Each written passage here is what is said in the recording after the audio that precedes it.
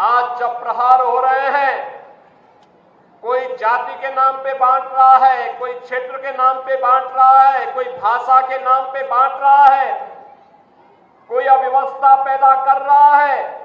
याद करना, ये बांटने वाले तत्व, इनमें रावण और दुर्योधन का ही डीएनए इसमें काम कर रहा है।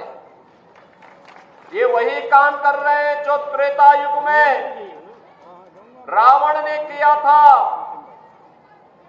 और याद करना, जब भी आप इन लोगों को, बांटने वाले तत्वों को धोखे से अगर मौका दे दिया, ये फिर वही काम करेंगे, गुंडागिर्दी का, अराजकता का, दंगा कराने का।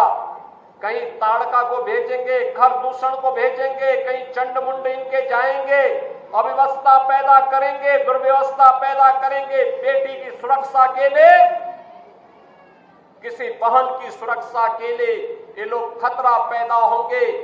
कहीं पर गरीबों की जमीनों पर कब्जा करेंगे, कहीं व्यापारी का अपहरण करेंगे, कहीं राह चलते हुए किसी राहगीर को गोली मारेंगे, कहीं दंगा भड़काएंगे, पर्व और त्योहार के पहले दंगा भड़काएंगे, उसमें खलल डालने का काम करेंगे। यही तो ये लोग करते थे 2017 के पहले।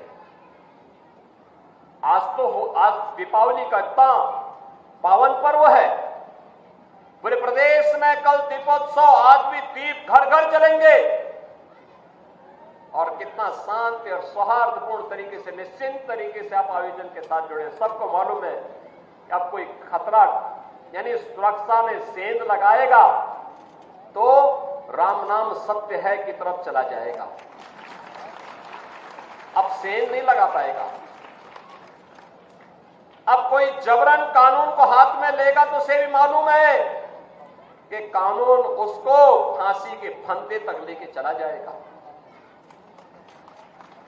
अगर कोई किसी बेटी पर हाथ डालेगा, किसी राह चलती हुई किसी बहन पर की इज्जत के साथ खिलवाड़ करेगा तो उसे भी मालूम है कि ये रास्ता उसे दुर्योधन और दुशासन की गति को प्रदान कर देगा। रावण और कुंभकर्ण की तरह ही उसकी भी दुर्गति कर देगा।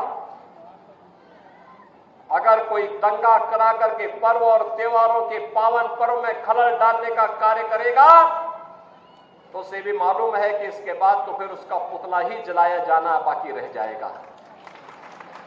और इसीलिए जब यह गारंटी सरकार ने दी है सुरक्षा की, बिना भेदभाव के सबको सुरक्षा, सबका सम्मान, सबका विकास, सबकी समृद्धि, सुरक्षित माहौल में ही समृद्धि के अवसर बनते हैं।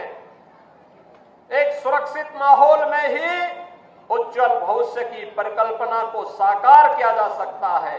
और उसी को साकार करने के लिए हम बार बार इस वन्य गांवों में आते हैं।